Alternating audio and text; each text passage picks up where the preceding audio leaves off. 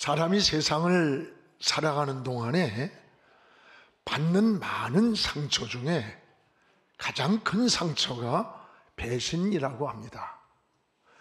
믿었던 친구가 또는 사랑했던 사람이 배신을 할 때 가장 큰 상처를 받게 됩니다. 이런 일들이 우리가 살아가는 세상에는 수없이 많이 있습니다. 전에 참 마음이 굉장히 아픈, 가슴 아픈 이야기를 들었던 일이 있습니다. 자식이 늙은 부모를 요양원에 맡기면서 4가지를 다짐을 했다고 합니다. 죽을 때까지 자식이 있다고 말하지 마십시오. 또 주소는 모른다고 하고, 가족은 없다고 하고, 전화번호도 모른다고 하고, 나는 무연고자라고 그렇게 말을 하세요. 그렇지 않으면 우리가 다시 찾아오지도 않거니와 버리겠다고 해서 이 무위탁 요양소에 여기에 들어가게 됐답니다.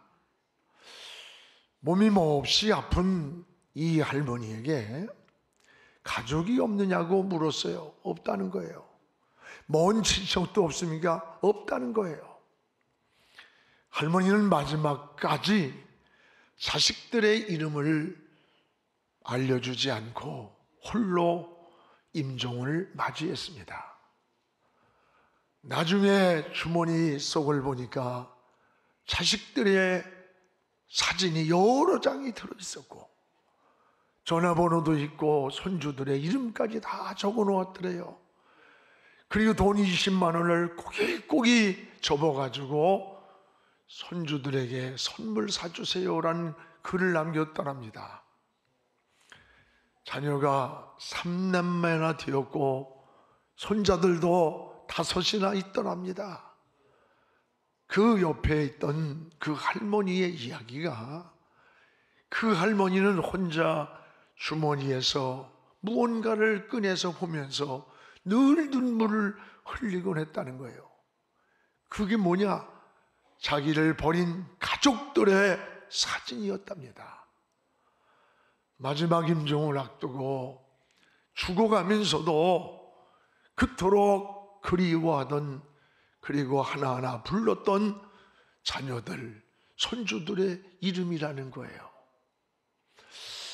이 사연을 듣다가 왜 그런지 내 마음속에 자꾸 눈물이 나고 마음이 무겁고 부끄럽고, 이것이 내 이야기만 같고 내 모습인 것만 같은 그런 자책감이 들어와요. 여러분, 이것이 오늘날 이 현대 사회를 살아가는 우리의 어쩌면 현주소가 아니냐라고 하는 생각을 하게 됩니다. 오늘 말씀에는 주님을 버린 제자들의 모습이 나옵니다. 특히 가룟 유다가 주님을 버리는 모습입니다. 유다는 3년이나 예수님을 따라다닌 제자입니다. 돈꾀를 맡을 정도의 신임도 받았습니다. 그토록 가까이에서 섬기던 이런 제자가 어떻게 자기 스승을 은 30냥에 팔아버릴 수 있었을까? 이 유다가 예수님을 잡으라고 입을 맞추면서 사인을 보냅니다. 신호를 보낼 때 이 모습을 보던 옆에 있던 베드로가 분노하면서 칼을 뽑아서 이 제사장의 종 말고의 귀를 잘라버렸어요. 여러분, 그런데 우리 주님은 오히려 말고의 책망이 아니라 베드로를 책망하는 거예요. 그러면서 뭐라고 해요? 칼을 도로 칼집에 꽂아라. 칼을 가지면 칼로 망한다. 이게 뭐예요? 우리가 칼로 하나님의 뜻을 이룰 수가 없기 때문입니다. 여러분, 주님을 따른다는 것은 우리가 어떤 한순간의 기분, 어떤 감동 또는 혈기, 감정을 가지고 주님을 따를 수 없음을 알아야 돼요. 또한 제자들은 예수님을 법정에 끌려갑니다. 상황이 불리해지고 위태로워지니까 그렇게 나만큼은 주님을 사랑한다고 고백을 하던 제자들이 모두 주님을 버리고 다 도망을 했다는 거예요. 오늘 우리는 이 말씀 속에서 세 종류의 제자들의 모습을 보게 됩니다. 이런 제자들의 모습 가운데 내 모습은 어떤 모습일까?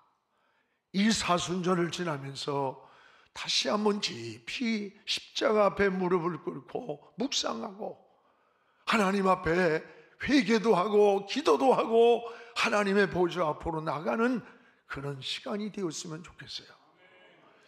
무엇보다 주님과 입을 맞추면서 사랑을 고백하는 유다. 그러나 그의 유다의 마음은 이미 예수님을 떠나갔습니다.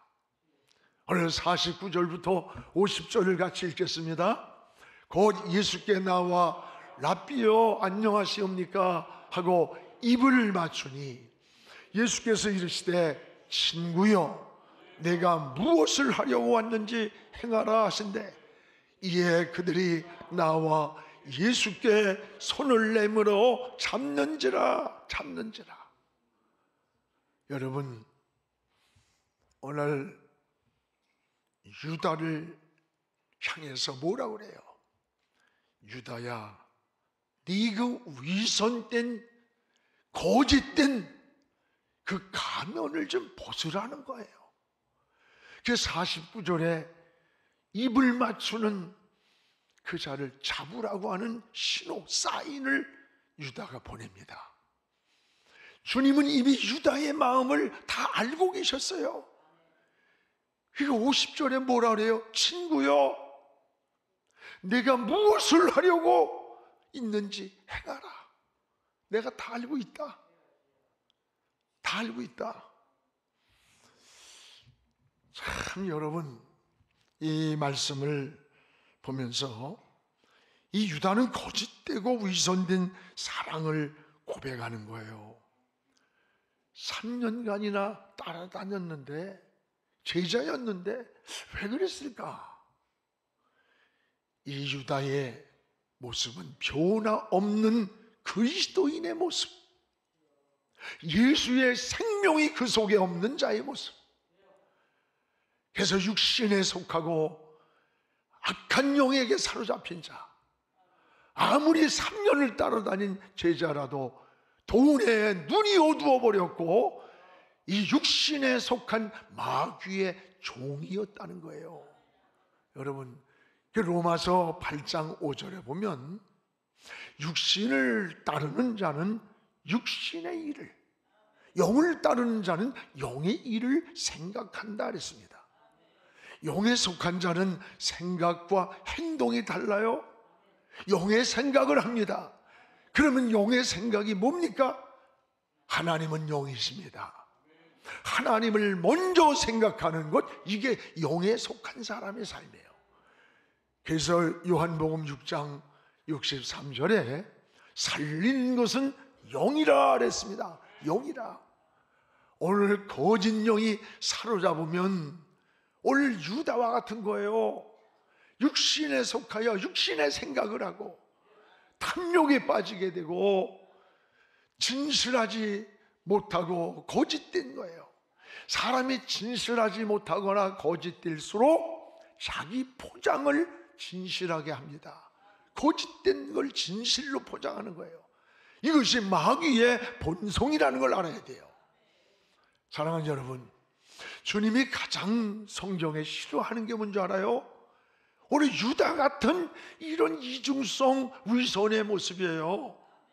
당시 책망을 많이 들었던 자들이 어떤 세일이나 창녀나 이런 사람들이 아니에요. 오히려 종교 지도자였던 바리새인 서기관들입니다. 이들은 11조를 잘하고 주의를 잘 지키고, 그리고 옷깃에는 성경 구절을 써붙이고 다니며 우리는 저 죄인들과는 같이 서 있지도 않는다고 하면서 자기의 의를 자랑할 때 주님은 그런 기도를 듣지도 않았어요. 오히려 이들을 무섭게 책망을 하는 거예요. 어느 정도입니까? 외식하는 바리새인 서기관들, 너희 속은 회칠한 무덤 속과 같다. 여러분, 무덤이 어때요? 잔디로 잘 단장이 되어 있는데 그 속에는 죽어있는 생명이 없는 송장이 들어있는 거예요. 썩은 송장이 들어있다는 거예요. 오늘 바리새인 서기관들을 향해서 너희들의 겉은 거룩하게 포장이 되어 있지만 너희 속은 썩어 있는 송장이 들어있는 것과 같다는 거예요. 무덤 속과 같다는 거예요. 이 겉과 속이 다른 이중성의 신앙. 여러분, 위선된 믿음은 하나님과 교제를 할 수가 없는 거예요. 위선된 기도는 하나님이 듣지를 않아요. 위선된 사랑은 행복을 파괴하는 겁니다. 우리 주님은 진실하게 살기를 여러분에게 오늘도 원하는 거예요. 그래서 계시록 3장 7절에 보면 필라델비아 교회에 나타나신 주님은 나는 누구냐? 거룩하고 진실하사. 주님의 본체가 거룩하고 진실하심을 고백하면서 내가 다윗의 열쇠를 들고 네 앞에 인생의 문을 열어주겠다는 거예요. 그렇습니다. 여러분, 진실한 믿음을 오늘도 주님은 원하는 거예요. 백부장 같은 믿음, 가나안 여인 같은 믿음을 큰 믿음이라고 칭찬했습니다. 진실한 사랑을 원하셨습니다. 옥합을 깨뜨려 주님 앞에 쏟아부으면서도 자랑도 없이 눈물로 주님의 발을 닦이던 그 감사하는 이 마리아 같은 이 진실한 사랑을 주님이 감동했던 거예요. 우리의 기도도 진실한 기도를 원합니다. 오히려 죄인임을 고백하는 이 세리의 기도에 우리 주님이 귀를 기울이신 거예요. 충성도 마찬가지예요. 진실한 충성이에요. 주인이 있든지 없든지, 누가 보든지 말든지 나에게 맡겨진 달란트에 대해서 최선을 다하고 충성된 일을 할 때 내가 작은 일에 충성했으니 내가 더 많은 걸 맡기겠다고 하면서 칭찬하는 것을 보게 됩니다. 여러분, 신앙생활 하면서 빠지기 쉬운 유혹이 여러분 위선입니다. 이게 굉장히 중요한 거예요. 특히 우리가 직분이 올라갈수록, 신앙생활을 오래 할수록 오히려 기도하지 아니하고 말씀을 가까이 하지 아니하고, 여러분, 삶의 섬김이 무너지면 우리의 영혼이 메말라 버려요. 영혼이 메말라 버릴 때 우리의 겉모습만 자꾸 꾸미게 돼요. 복장을 하게 되고 거룩한 신앙에 가면을 쓰기가 쉽다는 걸 알아야 돼요. 이런 위선에 빠지기 쉽다는 거예요. 오늘 우리는 사순절을 보내면서 어떻게 우리가 살아야 할 것인가? 진정한 신앙은 오늘 이런 유다와 같은 가면을 우리가 벗어버리고 오늘 하나님 앞에 정직함으로 진실함으로 무릎을 꿇고 주님을 바라보며 주의 이름을 부르면서 기도하는, 이런 나와 하나님과의 수직적인 관계를 회복하는 이런 신앙이 되기를 주의 이름으로 축복을 합니다. 이것이 하나님 앞에서 하는 코람데오란 말이 뭐예요? 하나님 앞에서예요. 이게 하나님 앞에서의 코람데오 신앙이요, 신앙의 회복인 것입니다.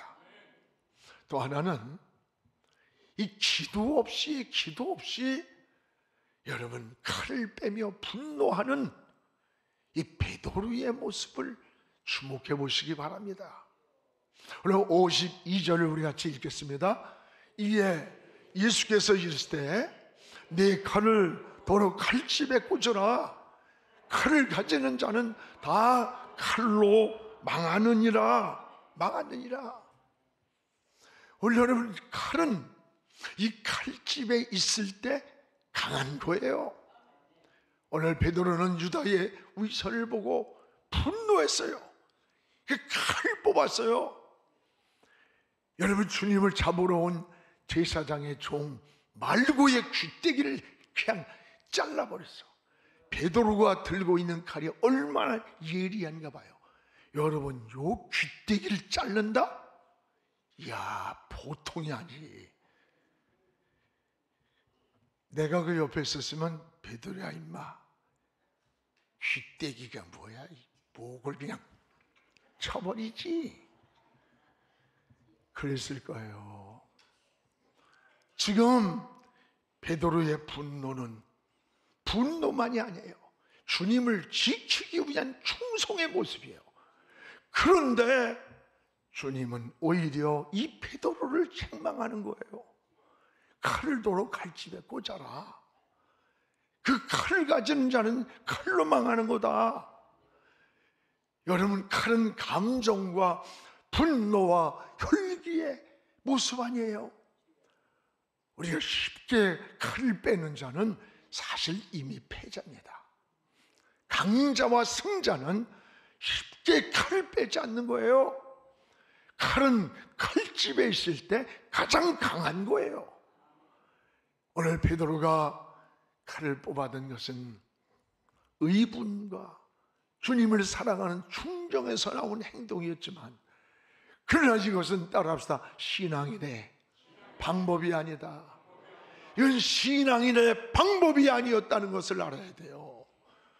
여러분, 신앙은 한순간의 기분이나 감정이나 혈기로 주님을 따를 수 있는 게 아니에요. 오히려 분노는 우리의 영혼과 정신과 육체를 병들게 만드는 거예요. 분노는 여러분, 절제되지 못할 때 자신이 먼저 황폐해지고 잠자리에까지 따라와 불면증을 일으키고 식탁에 따라와 식욕을 뺏어간다는 거예요. 또한 분노는 정신적 질환을 일으키고 심장병의 치명적 원인이 되고 인간관계를 뒤틀어 놓고 마치 이런 파괴시키는 다이너마이트와 같은 무서운 것이 분노라는 거예요. 기도하지 않으면 오늘 이런 베드로와 같이 저와 여러분도 칼을 빼는 자가 되는 거예요. 감정이 앞서게 된다는 걸 잊지 말아야 돼. 오늘 40절, 41절부터 쭉 성경 말씀을 보면요, 예수님이 자는 제자들에게 뭐라 그래요? 야, 나와 함께 한 시간도 깨어 있을 수 없느냐? 시험에 들지 않게 깨어 있어라. 네가 마음엔 원하지만 육신이 약하다. 이거를 3번씩이나 깨웠어요. 근데 이들은 피곤하다는 육신의 생각으로, 육신의 모습으로 잠이 또 들었어. 다시 말하면 이들은 기도할 타이밍, 그 기회를 놓친 거예요. 이게 치명적 실수였다는 거예요. 3번씩이나 기도하자고 할 때 잠들었던 베드로, 문제를 만나자 감정이 앞서가고 분노가 앞서가고 혈기가 앞서가는 거예요. 결국 칼을 빼들었고, 그러나 신앙의 방법이 아니에요. 주님의 책망만 들었어요. 하나님의 일을 하면서 여러분, 기도하지 않고 자기 생각으로, 자기 감정으로 베드로처럼 칼이나 빼는, 이게 오늘 우리의 모습은 아닙니까? 여러분, 기도가 우리 앞에 있어야 돼요. 이건 목사도 장로도 누구도 제외될 수가 없어요. 기도하지 않으면 칼을 먼저 뽑게 돼. 감정이 앞서가고 인간의 생각이 앞서가게 돼요. 또 하나, 기도하지 않으면요, 하나님의 뜻을 분별할 수가 없어요. 53절부터 54절에 주님 말씀을 보세요. 같이 읽겠습니다. 너는 내가 내 아버지께 구하여 지금 12군단 도되는 천사를 보내시게 할 수 없는 줄 아느냐? 내가 만일 이렇게 하면 이런 일이 있으리라 한 성경이 어떻게 이루어지겠느냐 하시더라. 내가 지금 천사를 보내서 12군단을 되는 천사를 보낼 수 없는 줄 아느냐? 내가 무슨 저 말구의 귀때기를 못 잘라서 저들을 채우지 못해서 놔두는 게 아니야.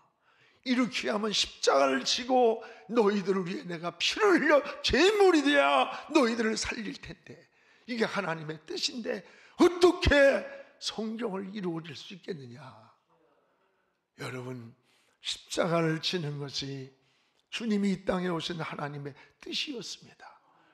그런데 기도할 시간에 잠들었던 베드로는 이런 하나님의 뜻은 전혀 생각하지 않았고 분별도 못했어요. 이걸 영적 무지라고 말해, 무지. 여러분, 먼저 기도로 하나님의 뜻을 묻는 것, 이게 신앙인이 걸어가는 길임을 깨닫기 바라요. 그래서 세상에는 두 가지 길이 있고 두 가지 뜻이 있어요. 여러분, 세상에는 세상으로 가는 길이 있어요. 또 하나는 하나님께로 가는 길이 있어요. 또 육에 속한 뜻이 있고 영에 속한 뜻이 있고, 하나님께 속한 뜻이 있고 마귀에 속한 뜻이 있어요. 이것을 분별하는 방법이 뭐냐? 여러분, 기도입니다. 기도. 그렇다면 기도하지 않고 행동을 한다면 하나님의 뜻을 알 수도 없거니와 분별할 수도 없거니냐, 오히려 하나님의 뜻을 거스르는 것이 된다는 거예요.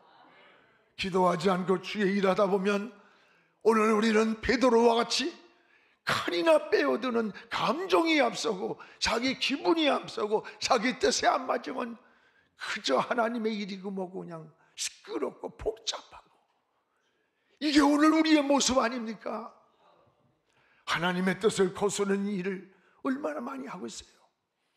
오늘 이 사순절을 보내면서 칼을 칼집에 꽂고 오늘 주님 앞에 무릎을 꿇고 주님을 바라보면서 저 십자가에서 흘리신 그 보혈 앞에 우리 영혼이 씻고 막힌 담이 흘리고 죄가 씻어지고 하나님의 보좌 앞으로 나가는 저 피 묻은 십자가를 붙잡고 무릎을 꿇는 이런 시간들이 사순절이 되기를 주의 이름으로 축원합니다. 또 하나, 주님을 버린 이 제자들의 변질을 보세요. 변질. 이 제자들의 변질된 모습을 보세요. 56절입니다. 우리 같이 읽겠습니다. 그러나 이렇게 된 것은 다 선지자의 글을 이루려 함이라 하시더라. 이에 제자들이 다 예수를 버리고 도망가니라. 예수님이 빌라도 법정에 서시는 그때 주님만 홀로 두고 다른 사람 다 배신해도 나만큼은 끝까지 주님을 따르겠다는 다짐하던 그들이 위태로워졌습니다. 상황이 불리했습니다. 그러니까 제자들이 다 예수를 버려두고 도망가니라. 오늘 여러분, 이 현장에 저와 여러분이 있었다면 우리의 모습은 어땠을까요? 제자들의 모습과 다르지 않았을 거예요. 우린 코로나에 몇 년을 지나가면서 그 코로나 그것 자체도 이기지 못하고 예배를 우습게 알고 신앙이 무너지고 기도가 무너지고 영적인 황폐함에 빠진 일들이 얼마나 많았습니까? 오늘 변화와 변질은 전혀 다른 거예요. 신앙은 변질되면 안 되는 거예요. 변화는 본질로 돌아가는 것이라면 여러분, 변질은 여러분 본질에서 벗어나는 거예요. 음식이 변질되면 버리게 됩니다. 약속이 변질되면 파괴가 되는 거예요. 제자들은 충성이 변질되고 믿음이 변질되었습니다. 결심이 변질되었습니다. 군중 속에 계시는 주님만 두고 다 그래서 도망을 가버린 거예요. 그 원인이 뭡니까? 기도를 놓친 거예요. 기도할 시간에 기도하지 않다 보니까 주님을 버리고 도망갈 수밖에 없는 거예요. 우리가 약해진 거예요. 신앙은 내 힘으로 하는 것 아닙니다. 주님이 힘주셔야 승리할 수 있습니다. 여러분, 주님을 우리는 또 하나 너무 멀찍이 제자들이 따라가는 거예요. 여러분, 이 멀찍이라는 말이 뭘까? 자기의 신앙을 분명히 하지 못하고 신앙생활이 회색지대에서 머물러 있다는 거예요.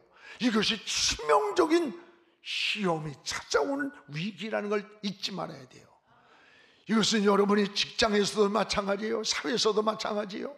정치나 어디서든지 마찬가지야. 오늘 58절에 이들의 모습을 보세요.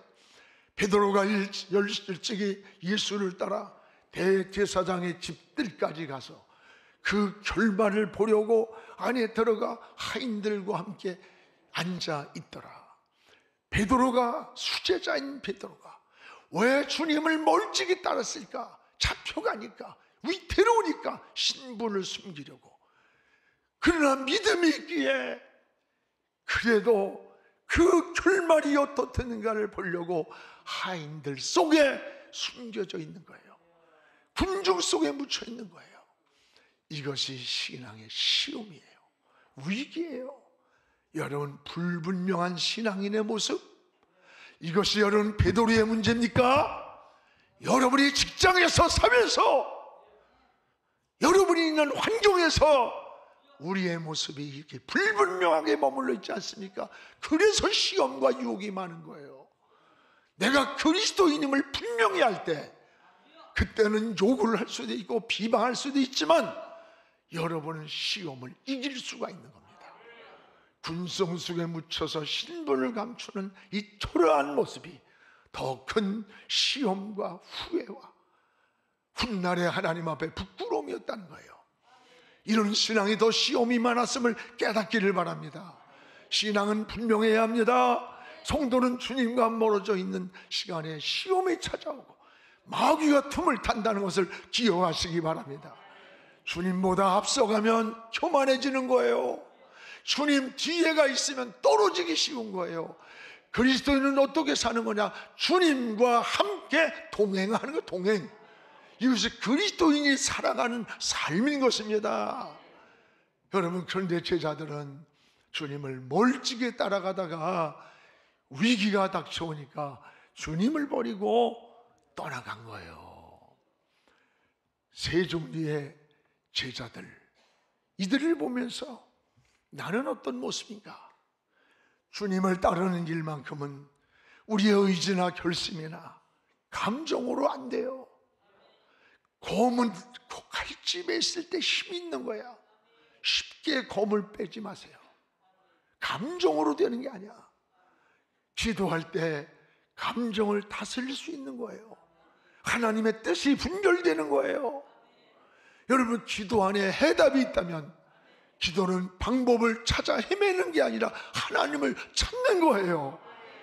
우리는 사순절을 보내면서 피 묻은 제단불을 붙잡고 십자가 앞에 엎드려서 하나님을 찾는 그런 이 사순절의 시간이 되기를 주의 이름으로 축원합니다. 기도하겠습니다. 거룩하신 우리 아버지 하나님, 사순절을 보내면서 오늘도 십자가 앞에 엎드려서 피 묻은 제단불을 붙잡고 주님이 흘리신 그 피로 우리의 영혼이 씻기 원합니다. 우리의 마음이 씻겨지기 원합니다. 우리의 허물과 죄가 씻어지기 원합니다. 그리고 하나님의 보좌 앞으로 더 나아가게, 가까이 나가게 하여 주시옵소서. 보혈을 지나 지성소에 들어가게 하시고 유월절의 은혜를 누리게 하여 주옵소서. 문설주 인방에 피가 발라졌던 것처럼 우리의 영혼 속에, 심령 속에 피가 발라져 있게 하시고 그 안에서 나오지 않고 머물게 하여 주옵소서. 주님 품에 머물게 하시고 성전에 머물게 하시고 하나님의 은혜 안에 머무는 삶이 이 사순절을 지나면서 저희들의 삶이 되게 하여 주시옵소서. 예수님의 이름으로 기도하옵나이다. 아멘.